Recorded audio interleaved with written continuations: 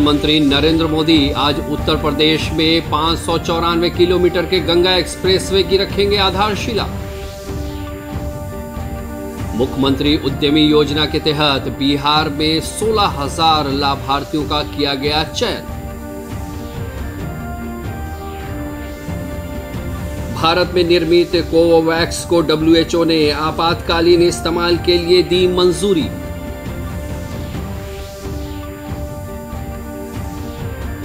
और लोक कवि भिखारी ठाकुर की जयंती पर प्रदेश भर में कई कार्यक्रमों का किया जा रहा है आयोजन। नमस्कार, मैं अहमद रजा हाशमी। अब समाचार विस्तार से। प्रधानमंत्री नरेंद्र मोदी आज उत्तर प्रदेश के सबसे लंबे गंगा एक्सप्रेसवे की आधारशिला रखेंगे। 594 किलोमीटर लंबाई वाला गंगा एक्सप्रेसवे मेरठ से प्रयागराज तक उत्तर प्रदेश के 12 जिलों से होकर गुजरेगा। इसके निर्माण में 36,200 करोड़ रुपए से अधिक की लागत आएगी। एक्सप्रेसवे पर वायुसेना के विमानों के आपातकालीन टेक ऑफ और लैंडिंग में सहायता के लिए 3 किलोमीटर की हवाई पट्टी भी होगी। मेरठ के बिजौली गांव के पास से शुरू होकर गंगा एक्सप्रेसवे प्रयागराज के जुदापुर दांडू गांव तक जाएगा। यह एक्सप्रेसवे मेरठ, हापुड़, बुलंदशहर, अमरोहा, संभल, बदायूं, शाहजहांपुर, हरदोई, उन्नाव, रायबरेली, प्रतापगढ़ और प्रयागराज से होकर गुजरेगा। पूरी तरह से बनने के बाद यह राज्य के पश्चिमी और पूर्वी क्षेत्रों को जोड़ने वाला उत्तर प्रदेश का सबसे लंबा एक्सप्रेसवे बन जाएगा। इस एक्सप्रेसवे पर शाहजहांपुर में 3.5 किलोमीटर लंबी हवाई पट्टी भी बनाई जाएगी, जो वायुसेना के विमानों को आपातकालीन उड़ान भरने और उतरने में सहायता प्रदान करेगी। एक्सप्रेसवे के साथ एक औद्योगिक गलियारा बनाने का भी प्रस्ताव है। गंगा एक्सप्रेसवे के पीछे प्रधानमंत्री नरेंद्र मोदी की देश भर में तेज गति के साथ संपर्क प्रदान करने की प्रेरणा रही है। इसके बनने से राज्य में औद्योगिक विकास, व्यापार, कृषि, पर्यटन आदि क्षेत्रों को बढ़ावा मिलेगा। इससे क्षेत्र के सामाजिक आर्थिक विकास को भी प्रोत्साहन मिलेगा। प्रदेश में मुख्यमंत्री उद्यमी योजना के तहत बिहार में 16,000 लाभार्थियों का चयन किया गया है। कंप्यूटराइज लॉटरी के जरिए इन सभी 16,000 लाभार्थियों का चयन हुआ है, जिन्हें उद्यमी योजना के तहत बिहार में स्वरोजगार शुरू करने के लिए 5 लाख रुपए लोन और 5 लाख रुपए अनुदान के रूप में दिया जाएगा। इस तरह हम चयनित उद्यमी को राज्य सरकार की तरफ से 10 लाख रुपए मिलेंगे। उद्योग मंत्री शाहनवाज हुसैन ने चयनित लाभार्थियों को शुभकामनाएं दी और कहा कि उन्हें पूरा भरोसा है कि सभी सफल लाभार्थी आने वाले दिनों में बड़े उद्यमी बनकर राज्य की तकदीर व तस्वीर संवारने का काम करेंगे।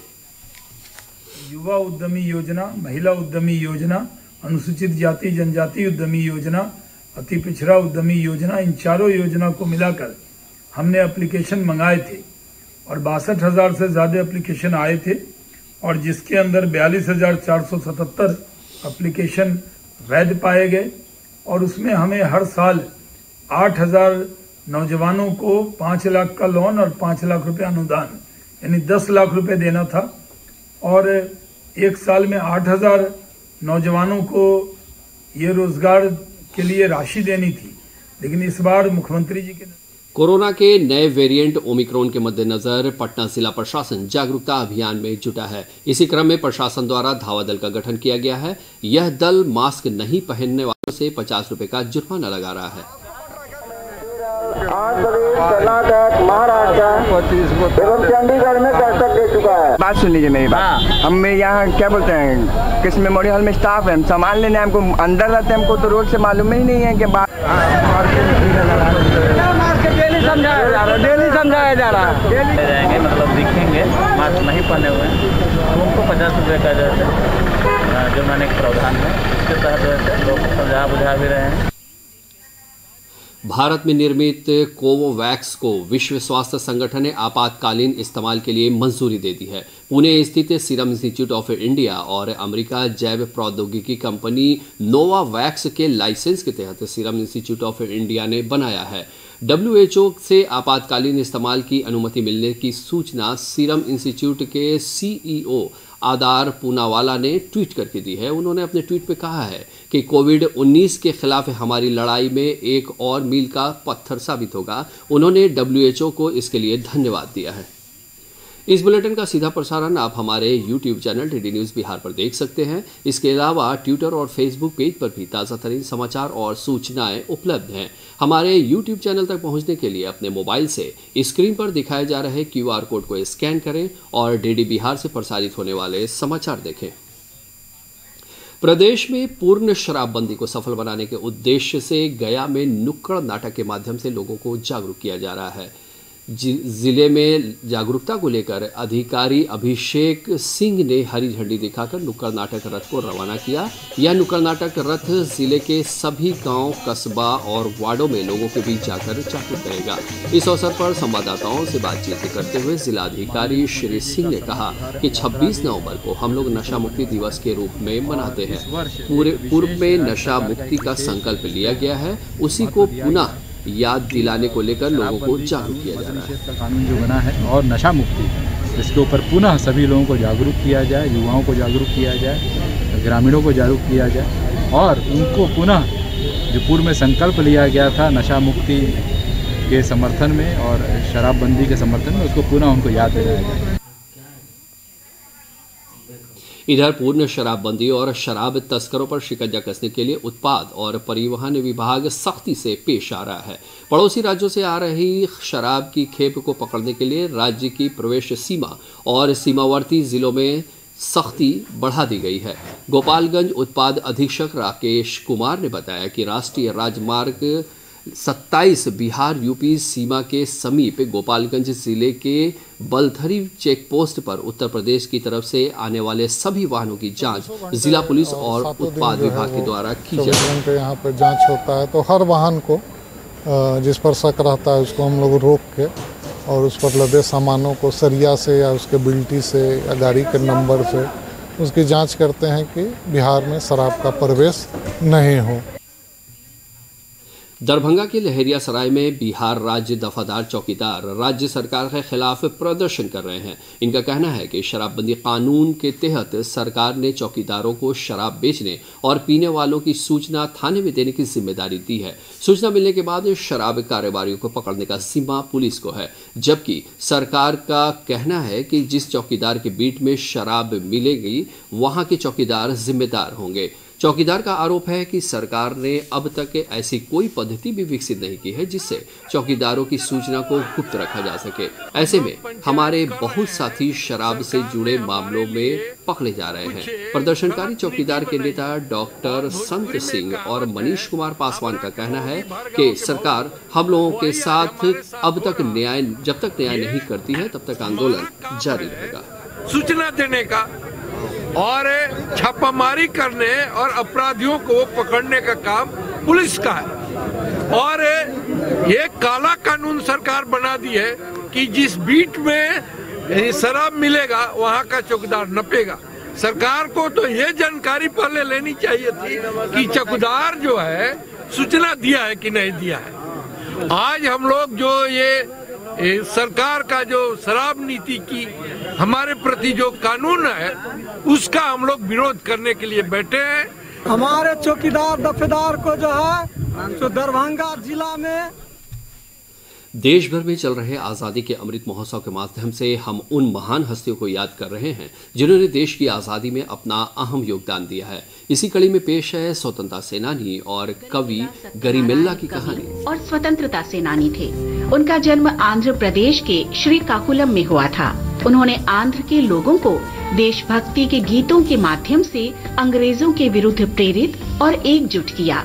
जब महात्मा गांधी ने लोगों से नागरिक अवज्ञा आंदोलन में शामिल होने की अपील की तो गरिमेल्ला पढ़ाई छोड़कर आंदोलन में शामिल हो गए। इस दौरान उन्होंने प्रसिद्ध गीत माकोड्डी तेल्ला डोरा टानामू लिखा, जिसके लिए उन्हें 1922 में 1 वर्ष की जेल की सजा हुई।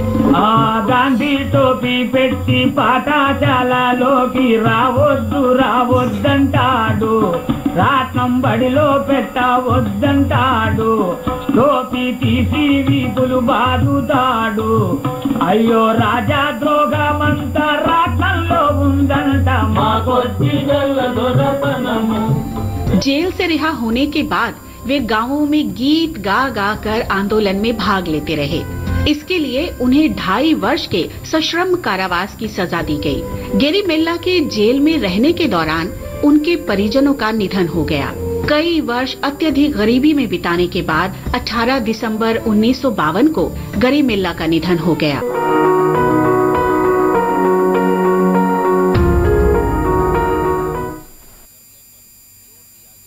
आज लोक कवि भिखारी ठाकुर की 134वीं जयंती है। इस अवसर पर राजधानी पटना सहित प्रदेश भर में विभिन्न कार्यक्रमों का आयोजन किया जा रहा है।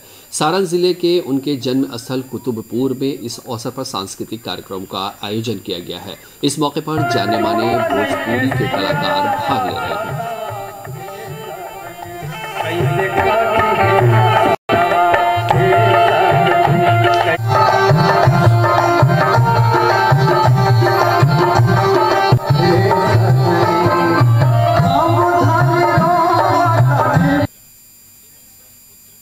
आइए अब देखते हैं 3 मिनट में 10 खबरें। प्रधानमंत्री नरेंद्र मोदी ने कहा है कि प्रत्येक मेयर को अपने शहर को बेहतरीन बनाने के लिए संकल्पित होना चाहिए।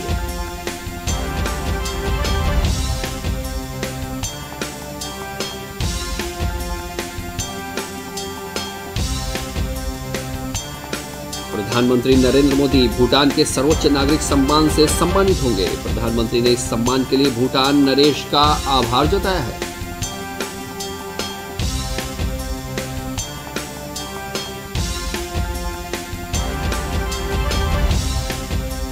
विश्वविद्यालय में भ्रष्टाचार का मुद्दा उठाने वाले मौलाना मजहरुल हक अरबी फारसी विश्वविद्यालय के कुलपति प्रोफेसर कुद्दूस ने अपने पद से इस्तीफा दे दिया है।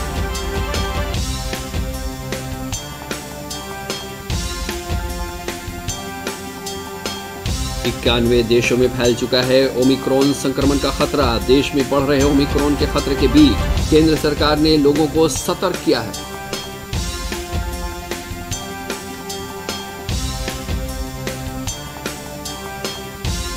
गोपालगंज में कोरोना वैक्सीनेशन को लेकर जागरूकता अभियान चलाया गया। इसके तहत NH-27 के बलथरी चेक पोस्ट पर वैक्सीन कैंप लगाया गया।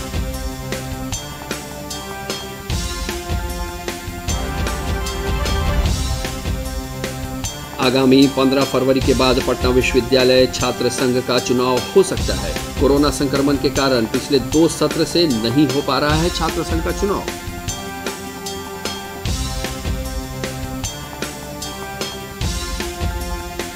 राजधानी पटना और आसपास के इलाकों को जल जमाव से मुक्त करने के लिए 22 नए ड्रेजिंग पंपिंग स्टेशन बनाए जाएंगे।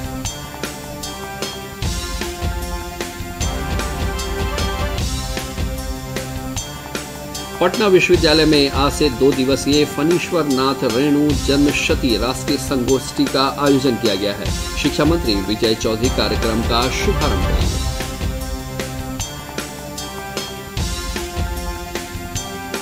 बांका जिले में होमगार्ड की बहाली प्रक्रिया शुरू हो गई है। 6 चरणों में होने वाली यह बहाली प्रक्रिया 22 दिसंबर तक चलेगी।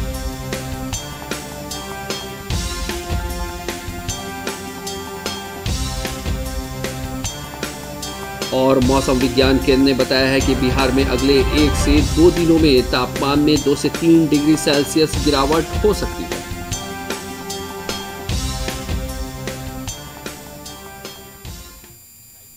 अंत में मुख्य समाचार एक बार फिर से।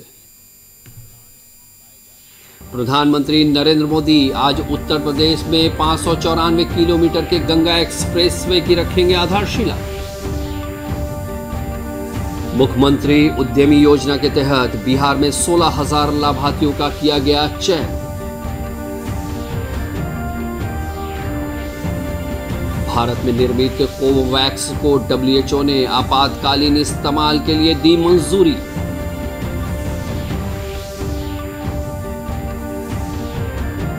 और लोक कवि भिखारी ठाकुर की जयंती पर प्रदेश भर में कई कार्यक्रमों का किया जा रहा है आयोजन। ये थी अभी तक की खबरें। दर्शकों, कोविड का खतरा कम नहीं हुआ है, इसलिए आप सभी से अपील है कि कोई भी कोताही न बरतें। 18 वर्ष के ऊपर के सभी लोग टीकाकरण के लिए कोविन ऐप पर पंजीकरण कराएं। मास्क पहने, सुरक्षित दूरी बनाए रखें और अपने हाथों को सैनिटाइज करते रहें। नमस्कार।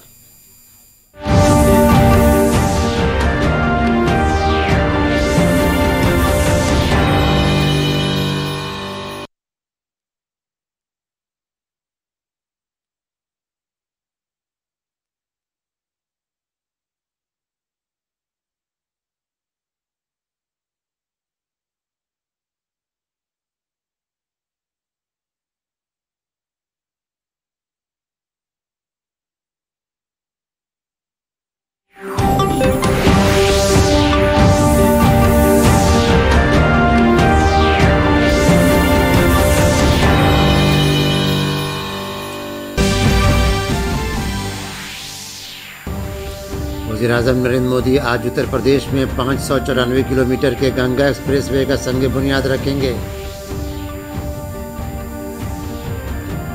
वज़ीर आला सनती मनसूबा के तहत बिहार में 16,000 मुस्तफ़ीदीन का किया गया इंतखाब।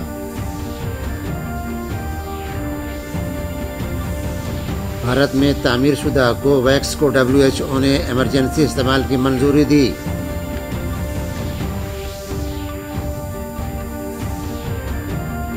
और अवामी शायर भिखारी ठाकुर के यौम पैदाइश पर रियासत भर में मुख्तलिफ प्रोग्रामों का इनेकाद।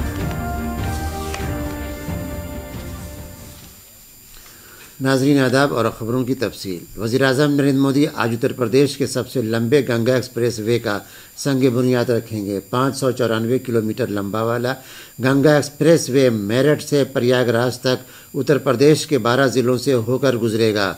इसकी तामीर में 36,200 करोड़ रुपए से ज़्यादा की लागत आएगी।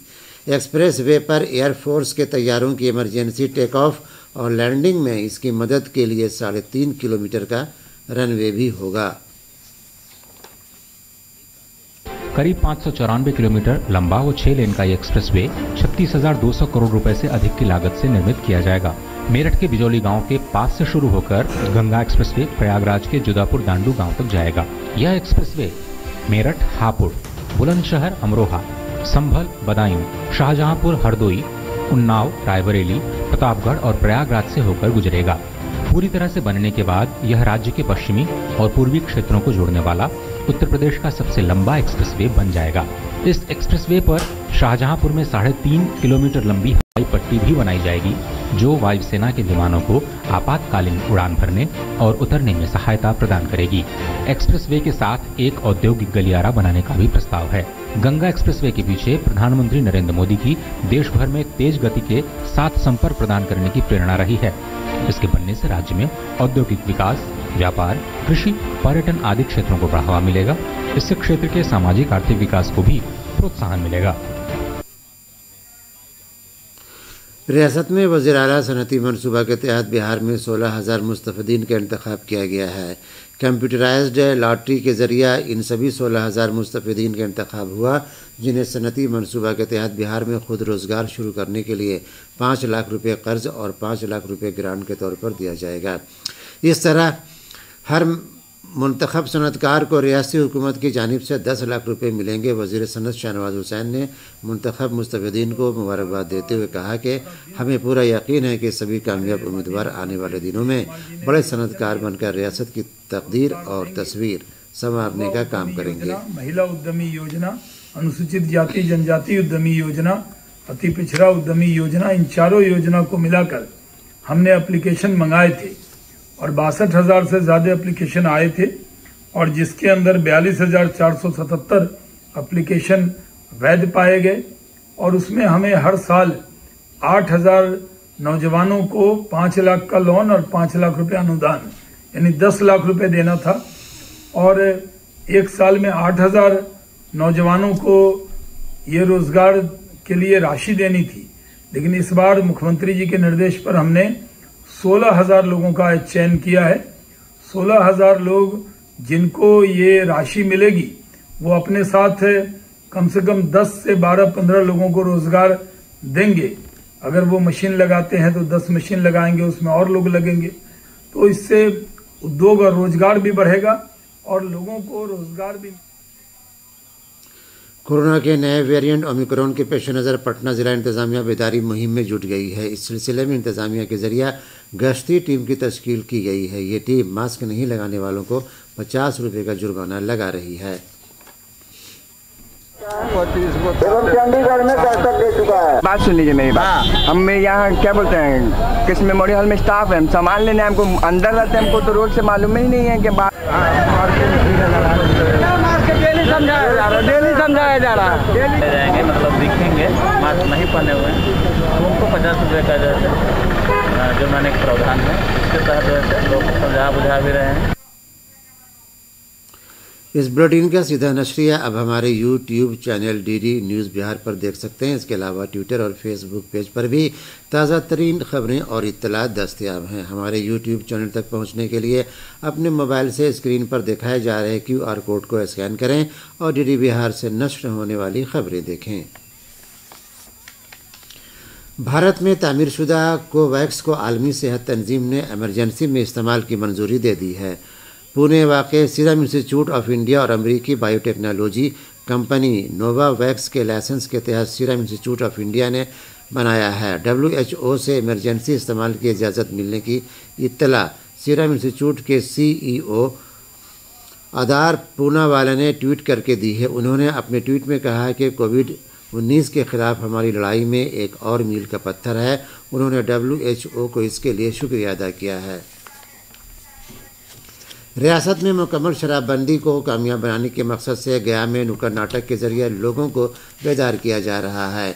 ज़िले में बेदारी को लेकर ज़िला मजिस्ट्रेट अभिषेक सिंह ने हरी झंडी दिखाकर नुक्कड़ नाटक रथ को रवाना किया है। ये नुक्कड़ नाटक रथ ज़िला के सभी गांव, कस्बा और वार्डों में लोगों के दरमियान जाकर बेदार करेगा। इस मौके पर नामानिगारों से खिताब करते हुए ज़िला मजिस्ट्रेट ने कहा कि 26 नवंबर को हम लोग यौम नशाबंदी के तौर पर मनाते हैं। कबल में भी नशाबंदी का आज़म लिया गया था।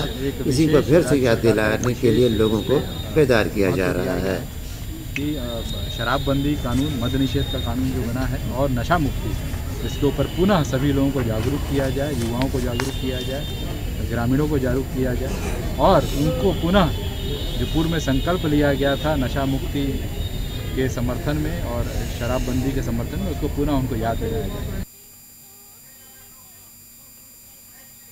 मुकम्मल शराबबंदी और शराब स्मगलरों पर शिकंजा कसने के लिए महकमा एक्साइज और ट्रांसपोर्ट सख्ती से पेश आ रहा है। पड़ोसी रियासतों से आ रही शराब की खेप को पकड़ने के लिए रियासत की दाखिली सरहद और सरहदी ज़िलों में सख्ती बढ़ा दी गई है। गोपालगंज एक्साइज सुपरिटेंडेंट राकेश कुमार ने बताया कि कौमी शाहरा 27 बिहार यूपी सरहद के नज़दीक गोपालगंज ज़िले के बेलथरी चेक पोस्ट पर उत्तर प्रदेश की तरफ से आने वाली सभी गाड़ियों की जाँच ज़िला पुलिस और महकमा एक्साइज के जरिए की जा रही है। रहता है उसको हम लोग रोक के और उस पर लदे सामानों को सरिया से या उसके बिल्टी से या गाड़ी के नंबर से उसकी जांच करते हैं कि बिहार में शराब का प्रवेश नहीं हो।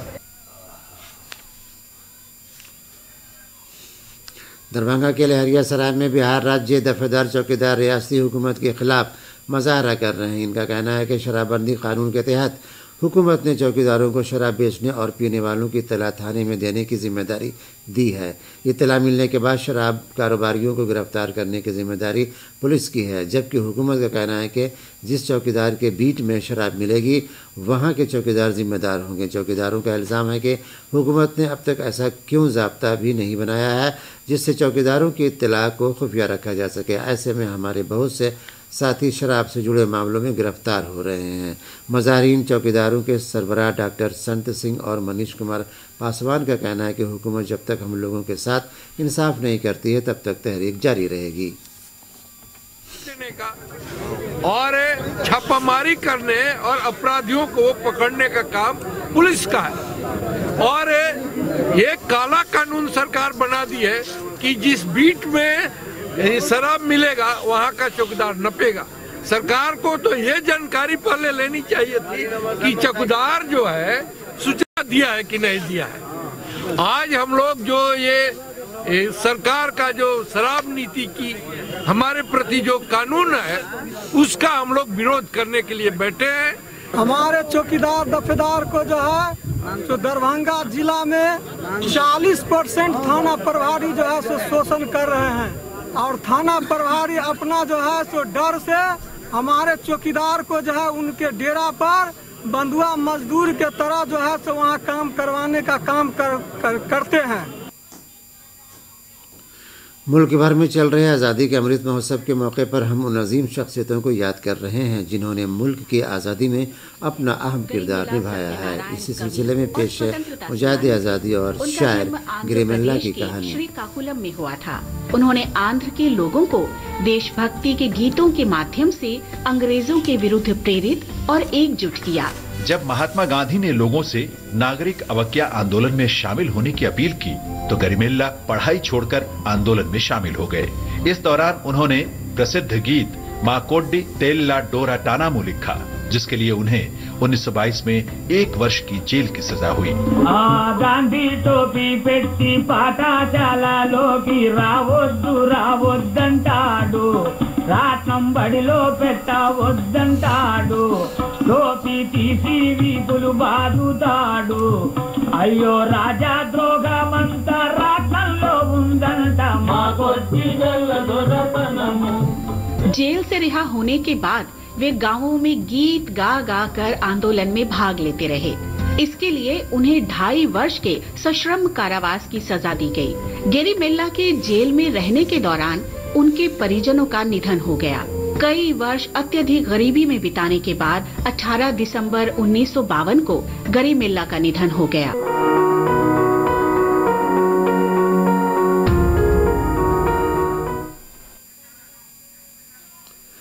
आज मशहूर मारूफ मकामी शायर भिखारी ठाकुर का 134वां यौम पैदाइश है। इस मौके पर राजधानी पटना समेत रियासत भर में मुख्तलिफ प्रोग्रामों का इनेकाद किया जा रहा है। सारण जिला के इनके जाए पैदाइश कुतुबपुर में इस मौके पर सकाफती प्रोग्रामों का इनेकाद किया गया है, जिसमें जाने माने भोजपुरी गुलकार भी हिस्सा ले रहे हैं।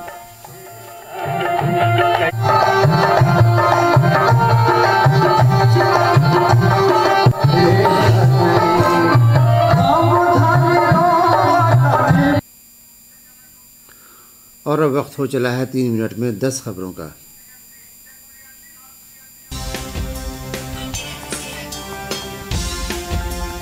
वज़ीर-ए-आज़म नरेंद्र मोदी ने कहा है कि हर मेयर को अपने शहर को खूबसूरत बनाने के लिए पाबंद होना चाहिए।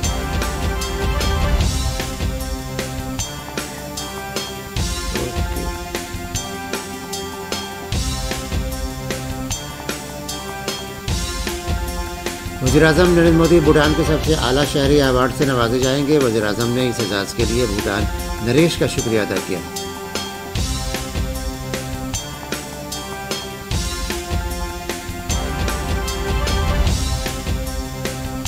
यूनिवर्सिटी में बदनवानी का मामला उठाने वाले मौलाना मजहरुल हक अरबी फारसी यूनिवर्सिटी के वाइस चांसलर प्रोफेसर कुद्दूस ने अपने ओहदे से इस्तीफा दे दिया।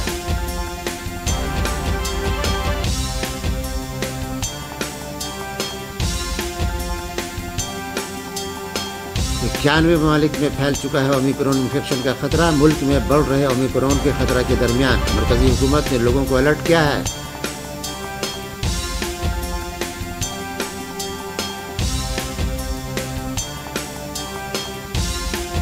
गोपालगंज में कोरोना टीकाकारी को लेकर बेदारी मुहिम चलाई गई। इसके तहत कौमी शाहरा 27 के बेलथरी चेक पोस्ट पर टीकाकारी कैंप लगाया गया।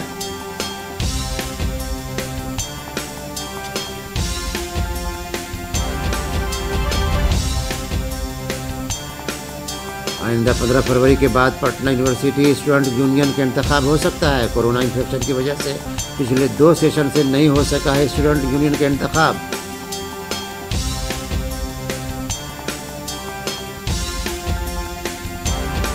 राजधानी पटना और आसपास के इलाकों को आबी जमाव से निजात दिलाने के लिए 22 नए ड्रेनेज पंपिंग स्टेशन बनाए जाएंगे।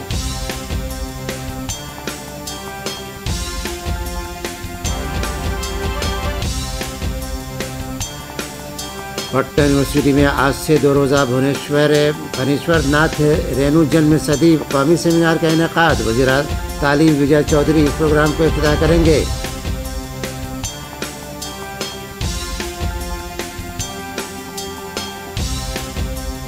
बांका जिले में होमगार्ड की बहाली का अमल शुरू हो गया है। 6 मरहले में होने वाली इस बहाली का अमल 22 दिसंबर तक चलेगा।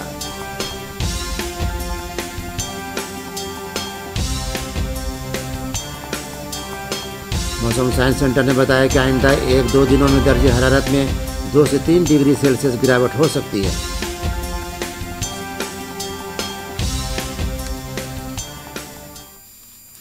और आखिर में खास खबरें एक बार फिर।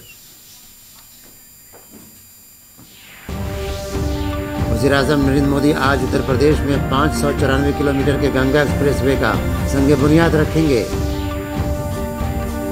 वज़ीर आला ने सनती मनसूबे के तहत बिहार में 16,000 मुस्तफ़ीदीन का किया गया इंतखाब।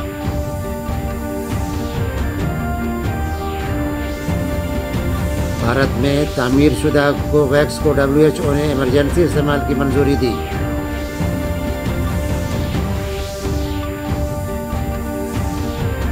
और अवामी शायर भिखारी ठाकुर के यौम पैदाइश पर रियासत भर में मुख्तलिफ प्रोग्रामों का इनेकाद।